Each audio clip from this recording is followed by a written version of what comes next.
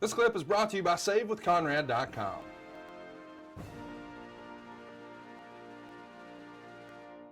We're going to skip ahead to around Survivor Series, and it's on October 23rd that Shane McMahon leads an attack on Raw from SmackDown to launch Raw versus SmackDown in a program for the Survivor Series. And on October 30th, Stephanie McMahon returns and made you team captain of Raw versus SmackDown at Survivor Series. And if Raw lost, you'd be fired. At this point, did you know Ronda was coming in, or where the story was going? No, I didn't know. Looking back now and seeing everything that occurred and, Triple H pedigreeing me at Survivor Series and all that stuff, I didn't know what they had planned. They didn't tell me any of this until after the Royal Rumble. So I had no idea what the plans were coming up to WrestleMania that year. What was the creative process around this time? Was it a lot different from when you were there in 2006? It was like writers on steroids. They had a lot more writers at this particular time. They were always writing, pitching different ideas, probably a lot more than they did in the past.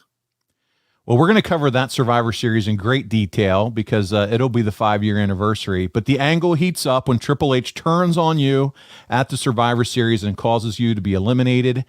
And so, Kurt, you didn't really have any idea that this was building to a big-time match then at WrestleMania, did you?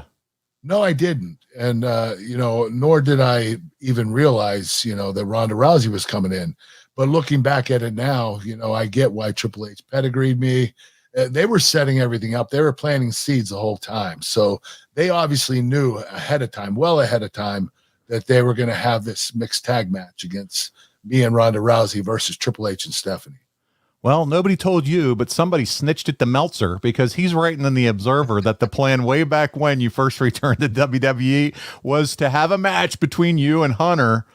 And you're saying you don't even remember hearing anything about that at that point. No, but don't get me wrong. I'd take a match with Triple H anytime. Oh, yeah, but still, they're not cluing you in. And one of the best in the business. I would have loved to have that match.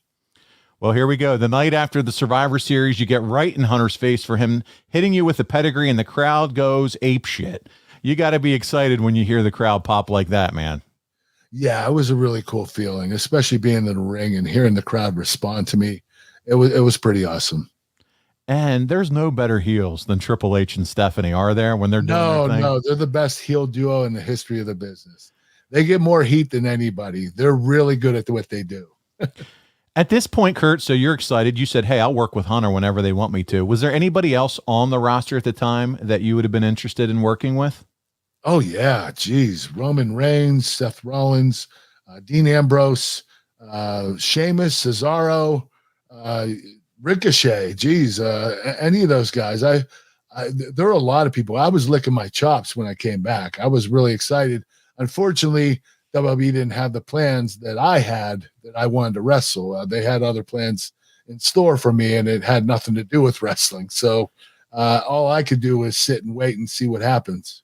Yeah, that would have been the ideal time for you and Rusev at the time. Now he's Miro, for you guys to mix into something. Rusev would have been awesome. I wanted that from when I was in TNA.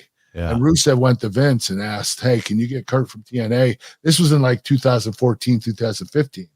And Rusev, told Vince McMahon that he wanted Vince to bring me in to have a program with me. It's unfortunate you were ready to go when they first brought you back. Hey, it's Conrad Thompson. Thanks for checking out the podcast here on YouTube.